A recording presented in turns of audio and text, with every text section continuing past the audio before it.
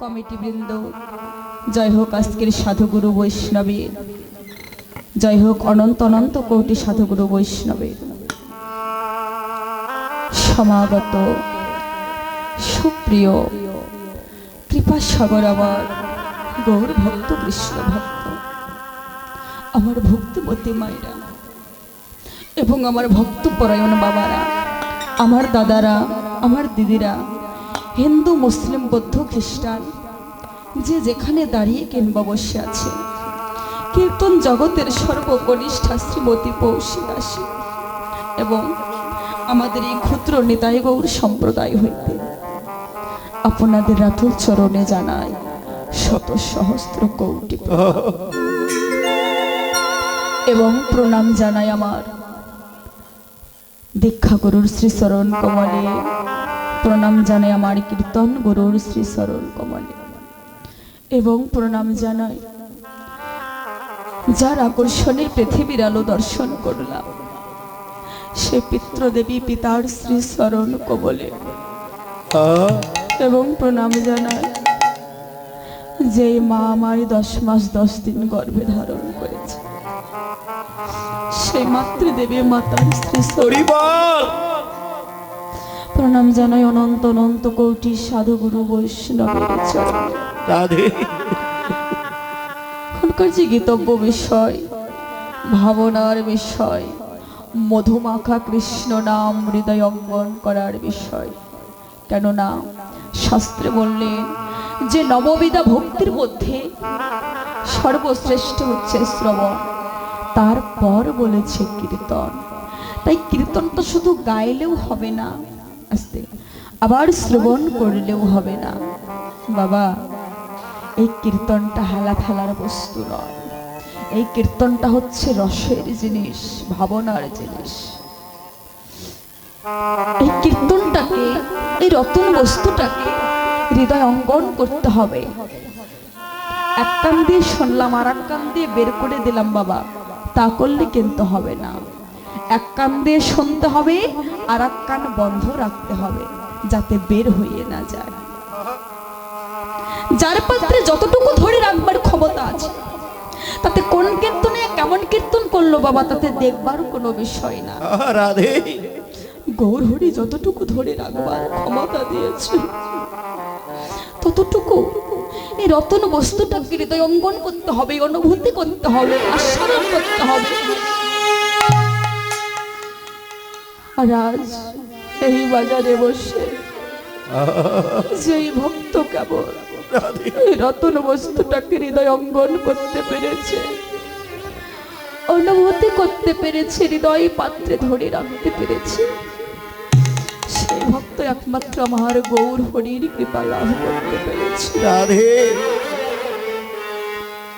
আজকে মরলে কালকে দুদিন বাবা সবাই চলে যাব। আসতে অনেক জায়গা আছে মা বসবার, সবাই গুছিয়ে বসেন, অনেক জায়গা আছে।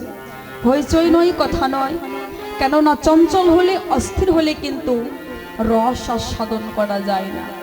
এই রসটাকে যদি বুঝতে হয় তাহলে শান্ত হতে হবে, ধীর স্থির হতে হবে। শান্ত না হলে এই রতন বস্তুটাকে হৃদয় অঙ্গন করা যায় না। কোনো ভজন কথা না বলিও যথা তথা আপনি আপনি হয়েও সাবধান। এই ভজন সাধন নিরজনে বসে বসে একা একা এই ভজন সাধন করতে হয়।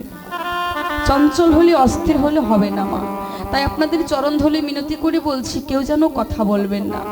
হ্যাঁ, কথা বলবেন বটে, তবে সে কথাটা আন কথা, কুকথা যেন না হয়, সে কথাটা হরি কথা, গৌর কথা। জাগতিক জগতের গাছের শত্রু হয় লতা, আর এই কৃষ্ণ কথার শত্রু হয় কথা। তাই কথা নয় মা, এই রতন বস্তুটাকে হৃদয় অঙ্গন করতে হবে। তাই চলুন, যে লীলা স্মরণের আকাঙ্ক্ষায় বসে আছি, এই মুহূর্তে যে লীলাটি স্মরণ করা হবে, এই রতন বস্তুটি সম্পর্কে বাবা কোনো জ্ঞান, কোনো বিদ্যা, কোনো বুদ্ধি আমি অর্জন করতে পারিনি। নাহি আমার ভজন, নাহি আমার সাধন, নাহি আমার বিদ্যা, নাহি আমার বুদ্ধি। তবে দাঁড়িয়েছি কেন না, গুরু কৃপাহি কেবল।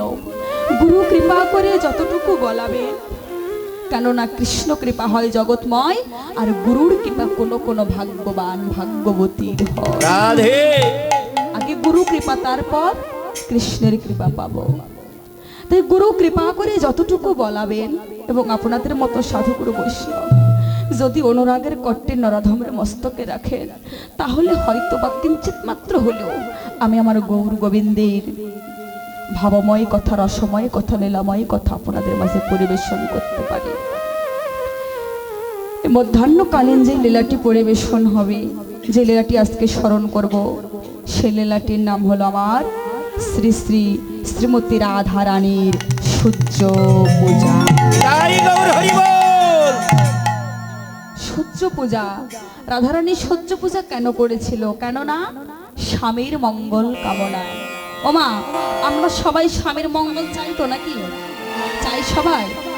কেউ কেউ আবার চায় না, একটা গেলে আর একটা আসবে, তাতে কি, তাই না? আপনাদের বলিনি মা, এখানকার মায়েরা খুব ভালো।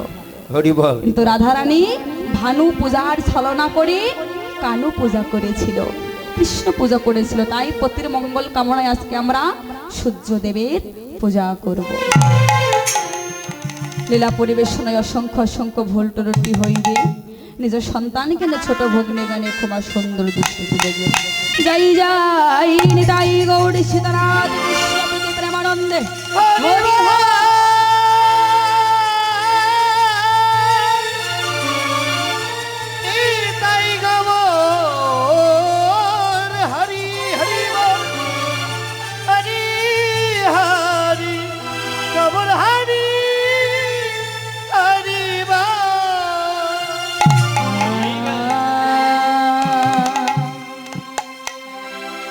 ওরে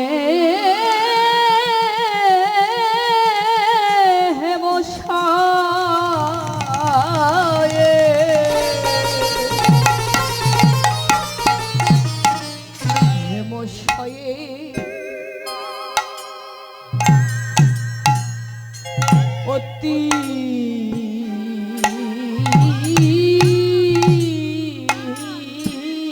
গোরা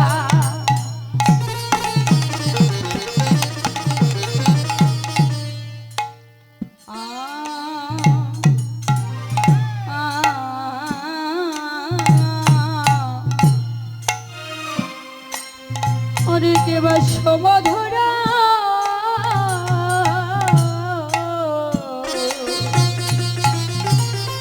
এবার সমধরা হাস্য হরে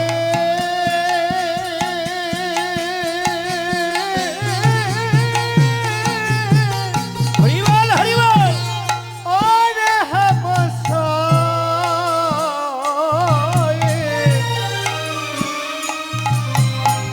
অতি গোরা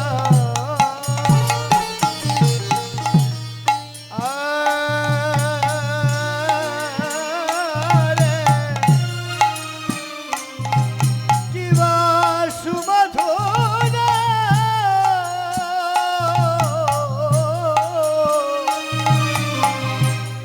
সুমধুর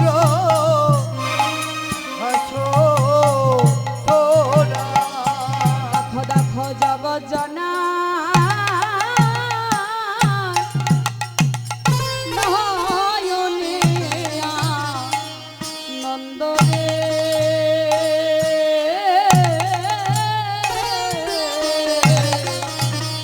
জগজ্জনা জগজ্জনা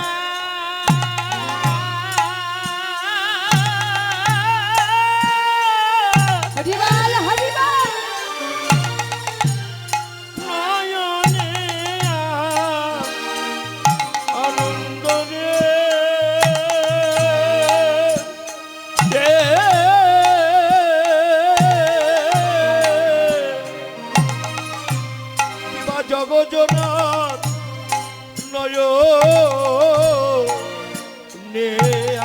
আনন্দ আনন্দ হলো রে, আনন্দ হয় রে, আনন্দ হয় রে, আনন্দ হয়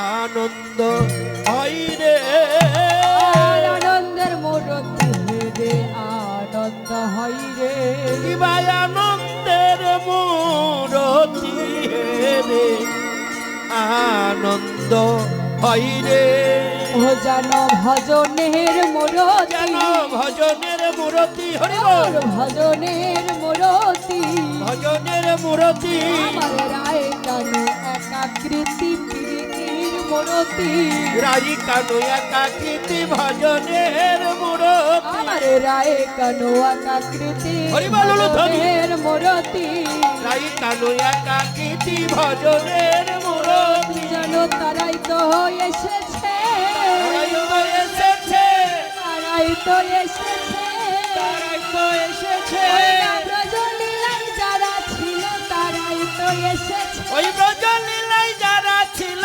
তারাই তো এসেছে ব্রজলীলায় যারা ছিল তারাই তো এসেছে ওই ব্রজলীলায় যারা ছিল তারাই তো এসেছে গৌর আসবে না কেন বলো রে আসবে না কেন গো গৌর আসবে না কেন রে গৌর আসবে না কেন গো কলি জীবের দশামন্দ হেরি আসবে না কেন ওই না নদের দশামন্দ হেরি আসবে না কেন গো কলি জীবের দশামন্দ হেরি আসবে না কেন রে কলি জীবের দশামন্দ হেরি আসবে না কেন গো আবার সেই তো এসেছে সেই তো এসেছে সেই তো এসেছে নিমাই বাজারে কানাই সেই তো এসেছে নদের নিবাই ব্রজের কানাই সেই তো এসেছে নিমাই বাজারে কানাই সেই তো এসেছে নদের নিবাই ব্রজের কানাই সেই তো এসেছে মাখামাখি দেহ রে মাখামাখি দেহ রে দেহ রে মাখামাখি দেহ রে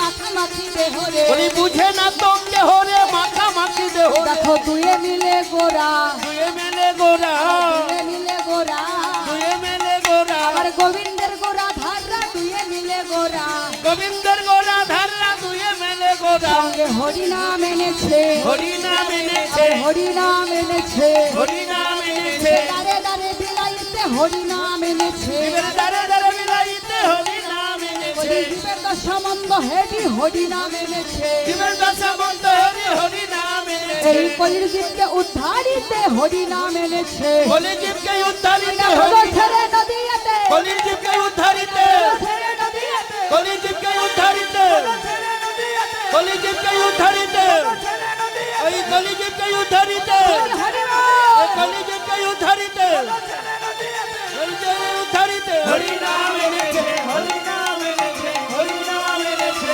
হরিনাম এনেছে ঈশ্বর পরম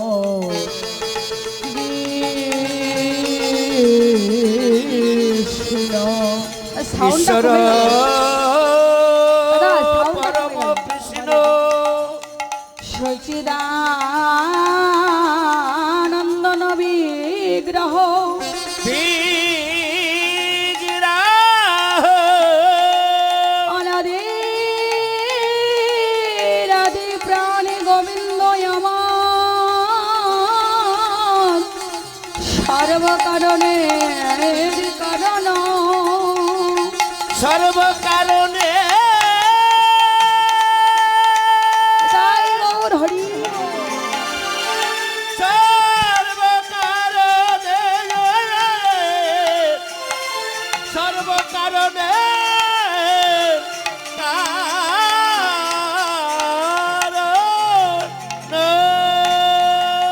নন্দ সত বলি জারি বলি যা রে ভগবতী ভাগবতে গাই সেই কৃষ্ণ অবতীর্ণ হলেন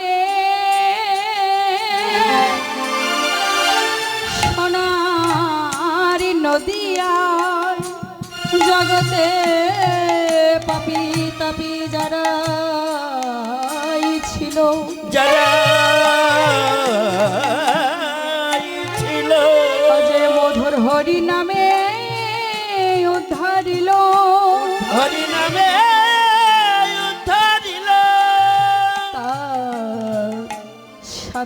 কেবল আমার জগায়ার মাধব তারে সাক্ষে